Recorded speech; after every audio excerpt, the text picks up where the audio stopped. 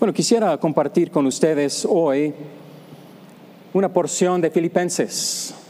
Es una porción, un pasaje que hemos compartido quizás aquí en algunas ocasiones inclusive, pero Dios nos sigue usando este pasaje en mi propia vida y en la vida de muchos más.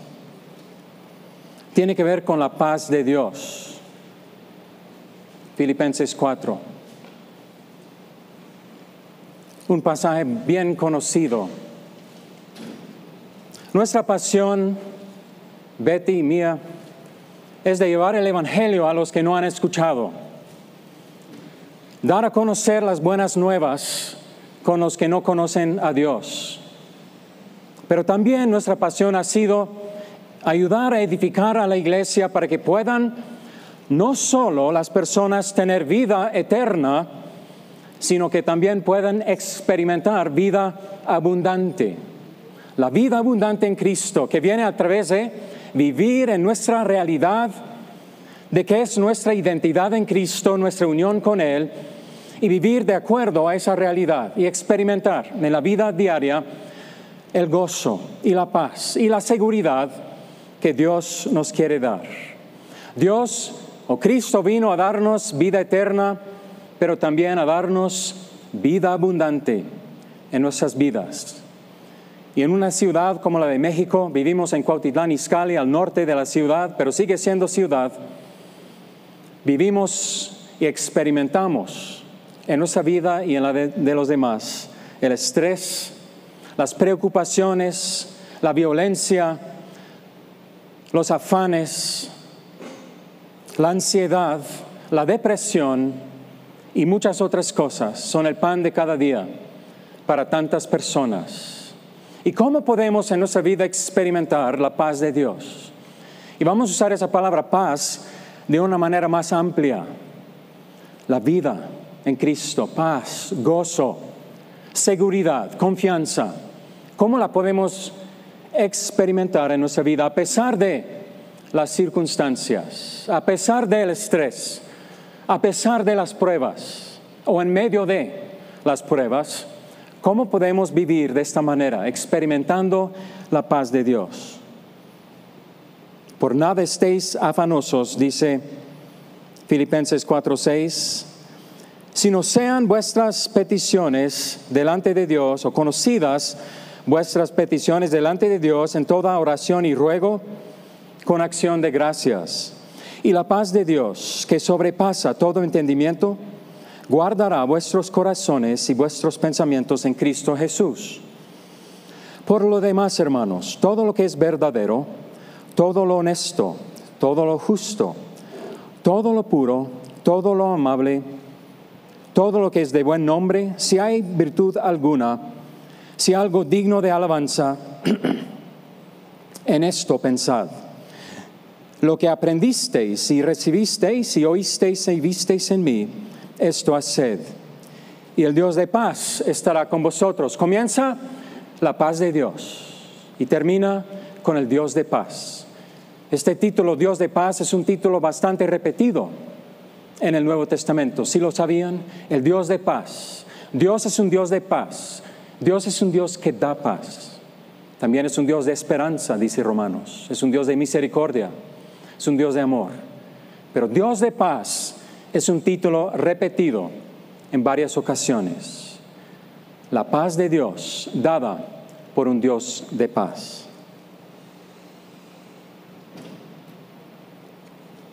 La Biblia habla de dos tipos de paz. Antes de hablar de la paz de Dios, también todos sabemos que la Biblia habla de la paz con Dios.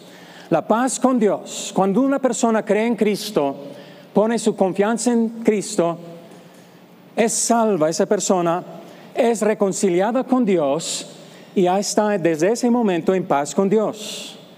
La paz con Dios, reconciliado con Dios. Ya la persona no es recipiente u objeto de la ira de Dios, de la condenación eterna. La paz con Dios. Y ese es nuestro mensaje. El evangelismo, la paz con Dios, reconciliación con Dios. Somos mensajeros, embajadores, llevando el mensaje de reconciliación para que el hombre sepa cómo reconciliarse con Dios. Pero no termina ahí. Nuestro mensaje también es un mensaje de paz de Dios, vida abundante, la paz de Dios. La paz con Dios no cambia. Una vez que una persona sea salva, está en paz con Dios, tiene la vida eterna y eso nunca cambia. La paz de Dios es algo que experimentamos y que se pierde en las circunstancias. Se va y se viene a veces la paz de Dios. ¿Cómo podemos vivir experimentando la paz de Dios a pesar de y en medio de nuestras pruebas? ¿Cuál es la prueba por la cual estás pasando hoy? ¿Qué te está quitando el sueño hoy? ¿Qué te está quitando el gozo? ¿Cuál circunstancia estás pasando que es como una carga sobre ti? ¿Cuál es? Quiero que lo identifiques y que pongas en práctica, que puedas aplicar los principios que vamos a ver aquí. La paz de Dios, la paz que Dios ofrece para sus hijos. Hay varias razones por las cuales no experimentamos la paz y el gozo del Señor en nuestro corazón, en la vida de un creyente. Y este pasaje habla de tres razones. Y creo que en el 99% de los casos, yo pienso, la falta de paz y gozo en la vida de un creyente se debe a una de estas cosas. Pueden haber otras razones, pero en la mayoría de los casos, la falta de gozo y paz, la preocupación, la ansiedad, la angustia, la depresión inclusive, se puede atribuir a una de estas causas que vamos a hablar hoy. ¿Cuáles son esas causas por las cuales no andamos o no vivimos en paz, en la paz de Dios, en nuestro corazón? Uno, ahí van a aparecer, por no confiar en Dios en nuestras pruebas. Por no confiar en Dios, por no descansar en Él, el resultado va a ser ansiedad, preocupación, falta de paz. Segundo, por creer mentiras, las mentiras de Satanás, por no creer la verdad. El resultado de no creerle a Dios, el resultado de no creer las promesas de Dios es ansiedad. Gracias. Siempre va a resultar así. Y por último, por vivir en pecado. El pecado y vivir en pecado, la desobediencia a Dios, siempre trae como consecuencia la falta de paz en la vida de un creyente. No podemos estar en paz, bien, y estar viviendo en desobediencia a Dios. Aquí encontramos tres grandes razones por las cuales muchos creyentes no están bien. Y es triste. Hay iglesias llenas de personas no viviendo en paz en su corazón. Tienen la paz con Dios, pero no están experimentando la paz de Dios en su vida. Y en muchos casos, la mayoría de los casos, se debe a una de estas razones. Lo podemos decir de otra manera. Por no confiar en el carácter de Dios. 2, por no creer las promesas y la palabra de Dios. Y 3, por no someterse a la autoridad de Dios en su vida. Y a eso se debe en muchos casos la ansiedad y el afán en nuestra vida. Así que vamos a hablar de cada punto por unos minutos. En primer lugar, la confianza en Dios trae paz. Como dije, he visto en el discipulado, en la consejería, en mi propia vida, que muchas veces la ansiedad, aún los ataques de ansiedad y cosas así se deben por lo menos en parte, a no descansar en Dios, a no llevar mi carga a Dios, a no confiar en Dios, a no acudir a Dios y tratar de llevar esa carga por mí mismo, en mis propios hombros, y no puedo. Y el resultado va a ser ansiedad y una falta de paz. ¿Cómo debemos entonces responder, según este pasaje, cuando hay una prueba o una necesidad en nuestra vida. ¿Cuál es la necesidad en tu vida? ¿Cuál es? ¿Cómo has respondido ante esa prueba o esa necesidad o esa carga? ¿Qué nos dice este pasaje, el versículo 3, en cuanto a eso? ¿Pueden ver algo ahí? ¿Qué es lo que nos dice? Nos anima a tomar un paso, a hacer algo. ¿Y qué es? Por nada estéis afanosos, y vamos a agregar o ampliar esa palabra, afanosos, afán, preocupación, temores, dudas, inquietudes, preocupaciones, depresiones, desesperanza, cualquier cosa de ese tipo cabe aquí. La fórmula, la solución es igual para todas esas cosas. Lo que vamos a ver aquí. En primer lugar, ¿qué es lo que nos anima este capítulo o este versículo 6? Sino que, ¿qué hacemos con esa necesidad? ¿Lo has hecho? ¿Has hecho esto en primer lugar con tu necesidad? Suena obvio, parece obvio, pero ¿lo has hecho? ¿Qué es lo que dice? Sino que sean conocidas vuestras peticiones delante de Dios en toda oración y ruego. ¿Lo has llevado a Dios, tu petición? ¿Te has puesto de rodillas y has llevado a Dios esa petición y esa necesidad? Es el primer paso. Si no lo has hecho, no habrá paz en tu corazón. No hay otro medio, no hay otra manera que Dios nos da para que tengamos paz y gozo en nuestro corazón. Es la manera de Dios. Y aquí vemos la manera de Dios para experimentar la vida de Dios, la vida abundante. En oración, ¿qué es la oración? La oración es la comunicación con Dios, es hablar con Dios, es acudir a Dios, es depender de Dios. La oración es una práctica que produce paz, porque involucramos a Dios, incluimos a Dios y reconocemos nuestra necesidad de Dios. ¿Cómo está tu vida de oración? Nos podemos preguntar, ¿cómo está nuestra vida de oración? Y yo creo que va a haber una relación directa entre nuestra vida de oración y nuestro nivel de ansiedad. Se va a reflejar. ¿Cómo está nuestra vida de oración? Para que podamos experimentar la vida abundante que Dios nos ofrece y quiere que experimentemos. ¿Cómo es? Bueno, no es todo, o no es solo oración. Hay algo más ahí en ese versículo muy, muy importante. Y muchas veces entendemos lo de la oración, pero creo que esta siguiente palabra es aún o quizás de igual importancia.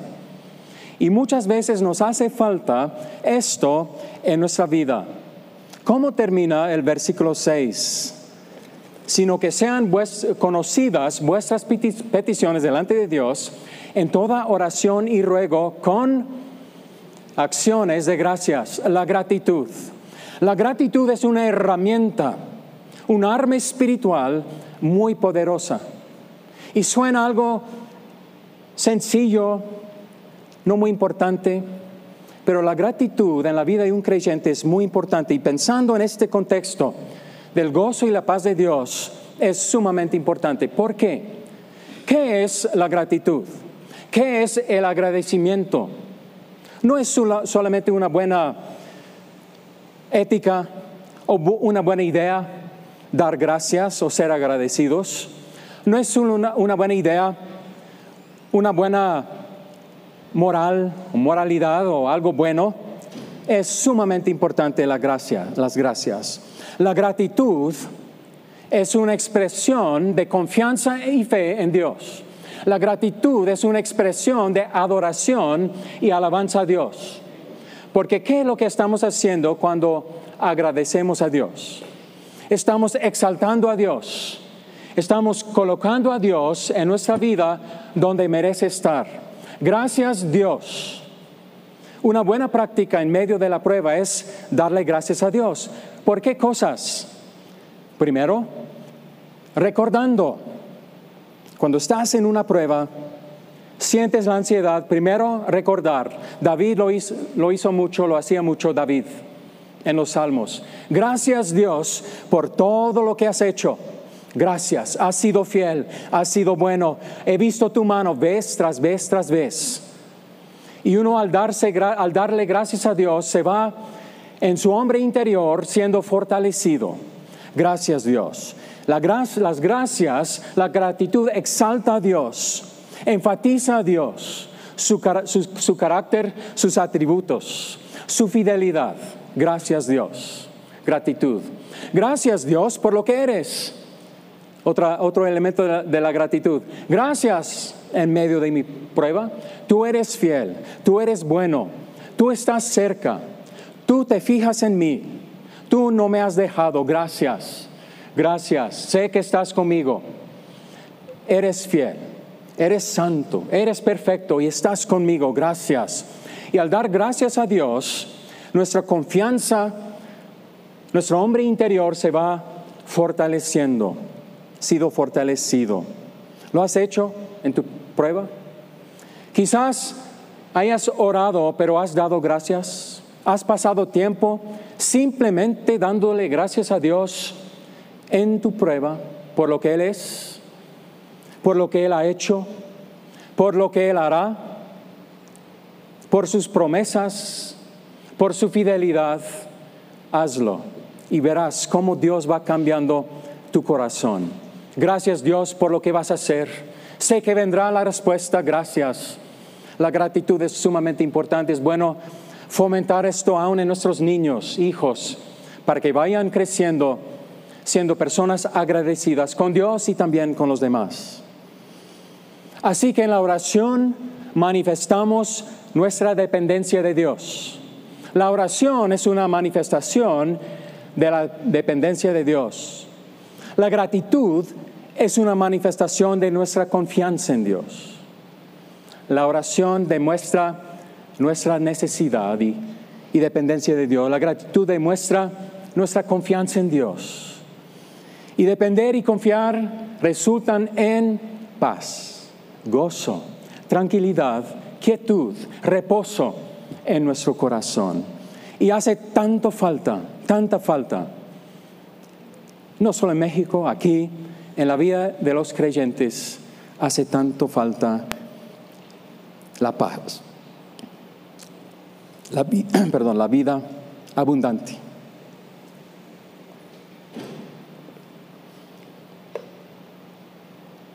Dice 7, y la paz de Dios, como consecuencia de orar, de dar gracias a Dios, ¿cuál va a ser el resultado? Es un principio bíblico. Lo podemos tomar como una promesa.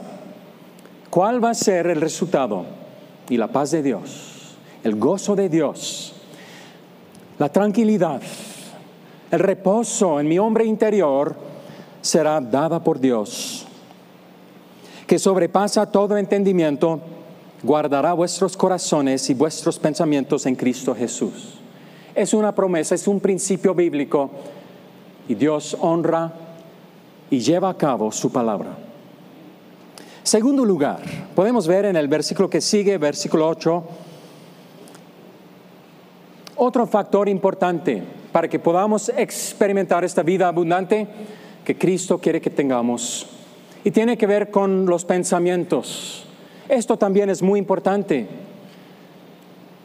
Por lo demás, hermanos, todo que es verdadero, honesto, justo, puro, etcétera, etcétera. Si hay algo digno de alabanza, termina el versículo, en esto pensad. Pon tus pensamientos en lo que es verdad. Pon tus pensamientos sobre lo que dice Dios, sobre lo que dice en su palabra Dios. En esto pensad. Llena tu mente con lo que dice Dios. Y Dios va a ir cambiando tu estado de ánimo. Dios te va a ir levantando al creer lo que es verdad. Creer mentiras siempre nos llevan a la derrota. Sentir o pensar o creer que Dios no está conmigo, que se olvidó de mí, o que no me puede perdonar por lo que yo he hecho y cosas así, creer mentiras, mantengo alejado a Dios e intento solucionar mi problema a mi manera. Y siempre resulta en ansiedad y una falta de paz. Hace poco hice un viaje a Chiapas y estamos viendo con frecuencia a Chiapas y hay oportunidades para el ministerio ahí. Tenemos apertura con asociaciones grandes de iglesias y nos van a estar enviando sus alumnos y tenemos oportunidades ahí. Son iglesias, grandes números de iglesias, son en su mayoría iglesias del campo y llegamos a Tuxtla y de ahí en camión hasta la frontera con Guatemala.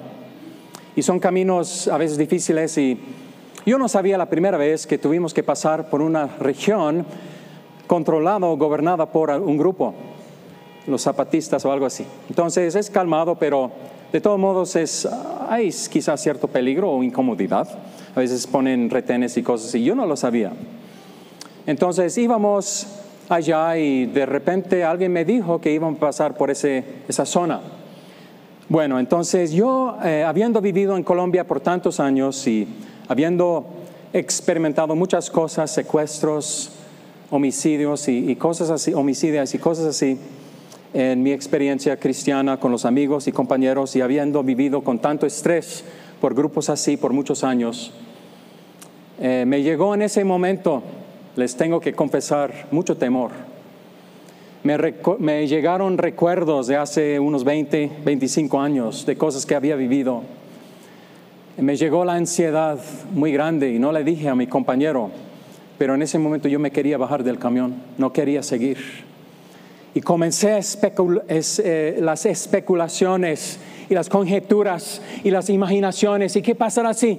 ¿Y si me llevan? ¿Y si me hacen esto? Y todas esas cosas y me comienzo a llenar de ansiedad.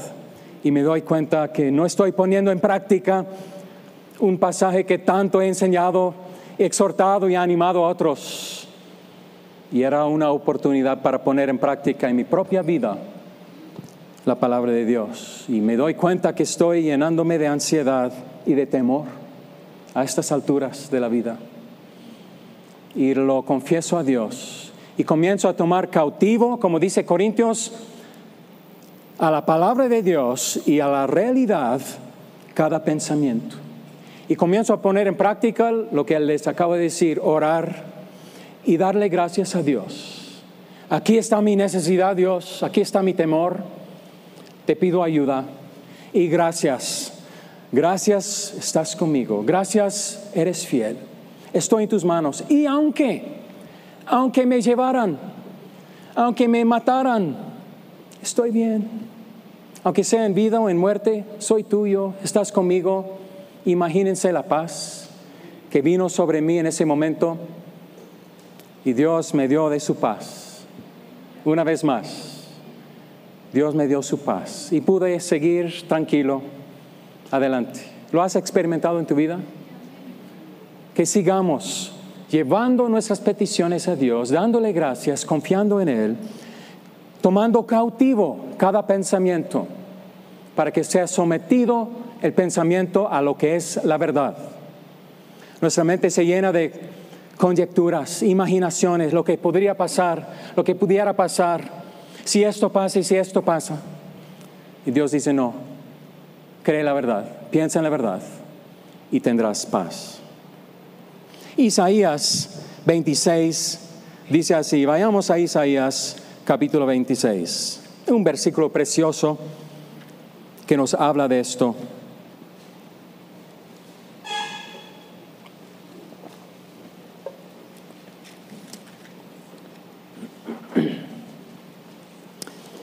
Isaías 26, 3.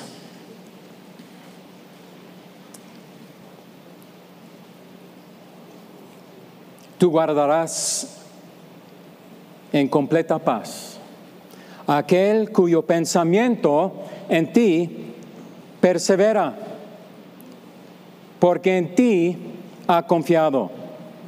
Confiad en Jehová. ¿Y cómo viene esa confianza? Al mantener los pensamientos sometidos a lo que dice Dios, a lo que es Dios.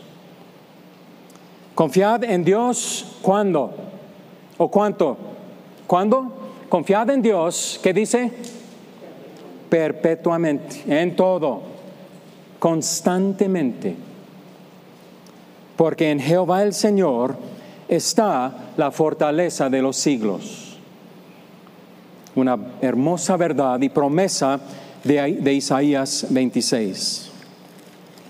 Y todos tenemos que pasar por este proceso de la renovación de la mente, tomando cautivo los pensamientos que vayan en contra de la palabra de Dios, reemplazándolos con lo que dice Dios, con lo que es la verdad. Y ahí en esa lista, volviendo a Filipenses capítulo 4, hay una lista de palabras y no hay tiempo para verlas todo. Quiero enfatizar las primeras 2 o 3 nada más. Por lo demás, hermanos, Filipenses 4:8, todo lo que es verdadero, todo lo honesto, todo lo justo, lo puro, lo amable, lo que es de buen nombre, si hay virtud alguna, si hay algo digno de alabanza, en esto pensad. Pon tus pensamientos, somete tus pensamientos a estas verdades, la verdad de Dios. Y cada una de estas palabras refleja o expresa lo que es la verdad que viene de Dios en su palabra. Verdadero, lo que es verdad, lo que es real, según lo que dice Dios. Honesto, y realmente esa palabra sería mejor traducida como honorable. Y tiene que ver la palabra honorable con nuestros pensamientos en cuanto a Dios, o sea, hacia Dios. Nuestros pensamientos en medio de la prueba reflejan la realidad de lo que es Dios. A veces no. Nuestros pensamientos a veces en medio de la prueba son así: Dios no está, Dios se olvidó de mí, Dios está más encargado, preocupado con ellos que son más santos que yo, que merecen su atención más que yo, y se olvidó de mí. O ya no me aguanta más. He estado en esta misma lucha y Dios llegó hasta aquí y dice, ya no más. Ya me cansé de ti. Y muchas cosas así. Esos pensamientos no reflejan lo que Dios dice. Dios no dice esas cosas. Y aún cosas así, quizás tan insignificantes, quizás por un lado, nos pueden afectar de manera tan profunda. Y no estamos experimentando la vida abundante de Dios porque estamos creyendo mentiras. Lo que es honorable en cuanto a Dios. Mis pensamientos reflejan en medio de mi prueba lo que es Dios, lo que dice Dios. También dice ahí la siguiente palabra, justo. Esto tiene que ver con mis pensamientos hacia los demás. Mis pensamientos hacia los demás están de acuerdo a lo que Dios dice en cuanto a esas personas. Mis pensamientos reflejan la perspectiva de Dios hacia los demás, hacia ellos. Y podemos pensar en nuestra vida y en tu vida y en mi vida, ¿cuál es una de las cosas que más nos quita la quietud, la paz, la tranquilidad en nuestro corazón muchas veces? Es nuestra actitud o pensamientos hacia otros. Por ejemplo, celos, envidias. ¿Han vivido con celos en tu corazón alguna vez? ¿Han sentido envidia o celos? ¿Cómo te consume? ¿Cómo te gobierna y controla? Amargura, falta de perdón, rencor, enojo. Son pensamientos hacia otros, son actitudes hacia otros. Y Dios quiere también que sometamos esas áreas a Él, a su soberanía, a su control, a su palabra, para que podamos andar libres de pecado en esa área y en paz. Hace algunos años estuve trabajando en un centro de consejería en Estados Unidos con algunos psicólogos y otros consejeros bíblicos, y me llegó un día de la comunidad, personas nos llegaban, y me llegó un día un joven. Y esta historia se repite vez tras vez tras vez. Solo lo doy como un ejemplo, quizás de algo que experimentamos tú y yo también. Llegó un día un joven de 24 años y hace 8 años había perdido a su mamá. Había fallecido su mamá. Y 8 años después, este joven viene. Había buscado ayuda con algunos psicólogos y consejeros y hasta ahora no había podido librarse de su amargura y enojo. Y vino totalmente temblando del enojo. Y por 8 años había estado experimentando en su corazón la amargura y el enojo. El enojo hacia Dios por haber llevado a su mamá. El enojo hacia su papá por no haber tratado mejor a su mamá. El enojo hacia su mamá por haberlo abandonado. El enojo hacia sus hermanas por no haber tratado bien la situación después y se habían apartado. El enojo hacia su pastor de jóvenes que no le había dado una atención adecuada. El enojo a los consejeros que le habían ayudado. El enojo hacia los compañeros que tenía. El enojo porque no querían tener amistad con él. Y obviamente con tanto enojo y amargura nadie quería tener nada que ver con él. El enojo hacia las mujeres porque nadie quería casarse con él. Y un enojo en general hacia todos. Y vino a mí y comenzamos a trabajar en eso varias semanas. Y comenzamos a poner en práctica la palabra de Dios. Y prácticamente nos basamos en este pasaje y también en el versículo 9 que dice, lo que sabes que hacer hay que hacerlo. Lo que dice Dios que hacer, hacerlo. Perdonar, pedir perdón, etc. Y llegó el tiempo comienza a sanar, pero no podía sanarse realmente en cuanto a su mamá. El hecho de que su mamá no estaba, no podía soltar eso. No había pasado por el duelo todavía en la etapa del enojo, 8 años. Y comenzamos a hablar yo le dije, ¿por qué no escribimos una carta a tu mamá despidiéndote de ella? Y dijo, sí, es algo que tengo que hacer. De alguna manera, despedirme, darle gracias por lo que me dio. Reconocer que vamos a vernos algún día en el cielo y llorar. No había llorado realmente. Entonces dijo, sí, es algo que voy a hacer, pero todavía no. Bueno, pasaron 15 días y yo le dije, esperé un tiempo y pasaron 15 días y le dije, ¿estás listo? Vamos a escribir esa carta. Y se enojó y se fue. Se enojó conmigo y se fue de la sesión. Así nada más, sin decir nada, enojado. Y vivía como 2 horas, venía 2 horas para platicar. Y me llamó al siguiente día y me pidió perdón. Y dice, hermano, sí es tiempo. Dios ha estado trabajando en mí. Reconozco que mi enojo me ha estado consumiendo.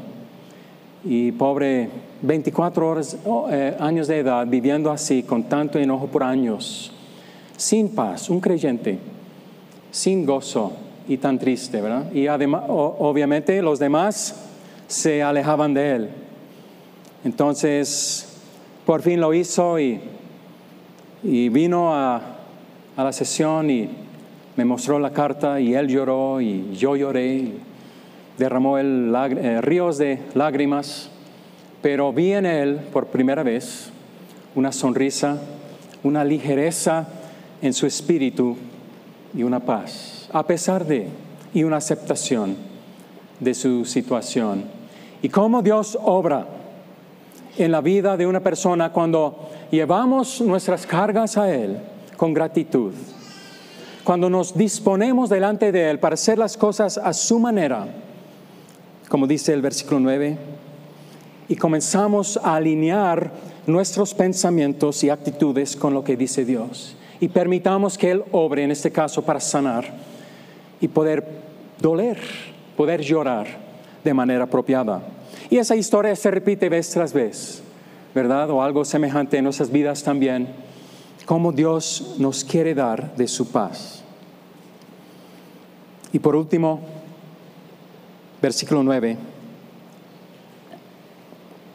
Ya lo mencioné, pero dice así: y lo que aprendisteis y recibisteis y oísteis y visteis en mí, esto haced.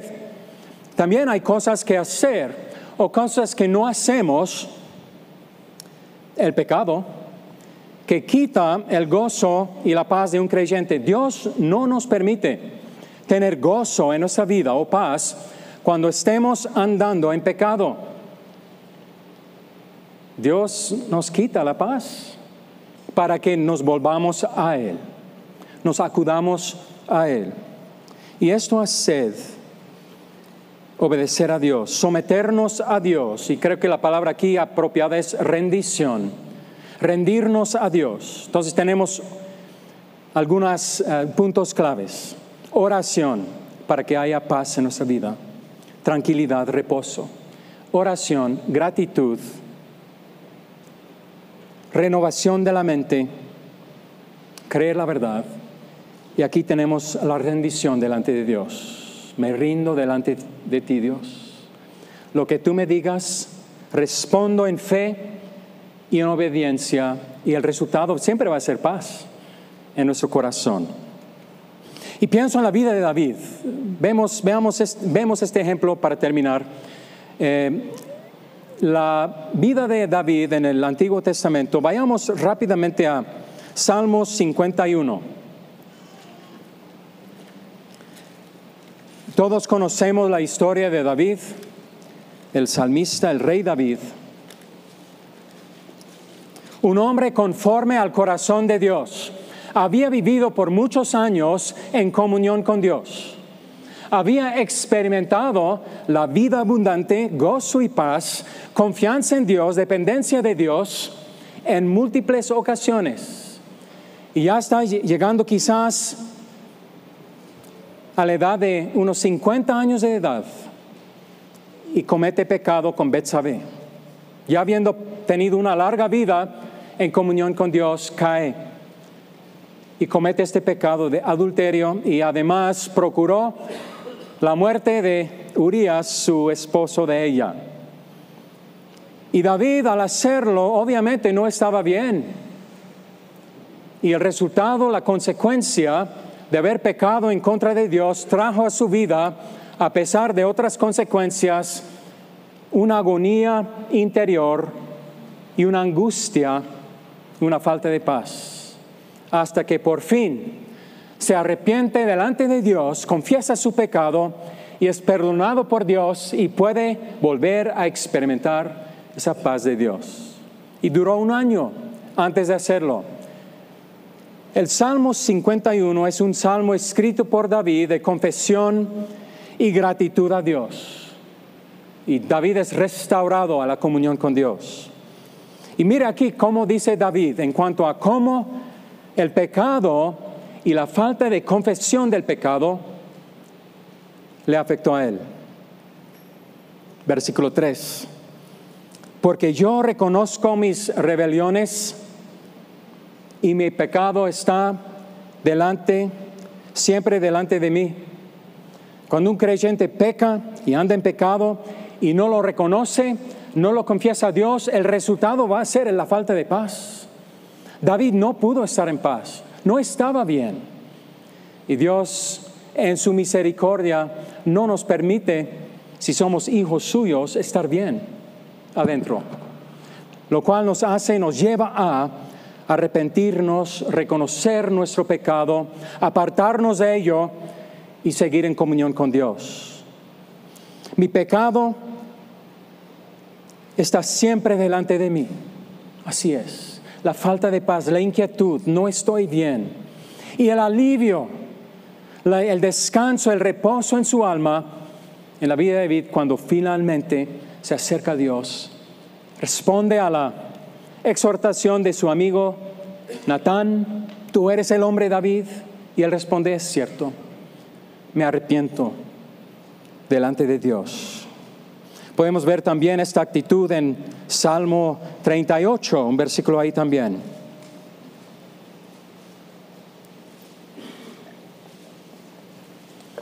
Describiendo su condición por el pecado, David dice así: nada hay, versículo 3, sano en mi carne. Está describiendo cómo se sentía bajo esa culpabilidad o esa carga de no estar bien con Dios, de no reconocer su pecado. No hay paz en mis huesos, hasta lo más profundo de mí no hay paz, a causa de mi pecado. Porque mis iniquidades se han agravado sobre mi cabeza, como carga pesada se han agravado sobre mí. Pero Dios no quiere que estemos ahí. Dios no quiere que sigamos así. No es el plan de Dios, no es el diseño de Dios ni el deseo de Dios. Dios extiende perdón, Dios extiende restauración a sus hijos para que podamos otra vez estar en comunión con Él y experimentar esa vida. Capítulo 32 también lo dice así, la bendición de recibir el perdón de Dios en nuestra vida. Bien, versículo 1, 32, 1.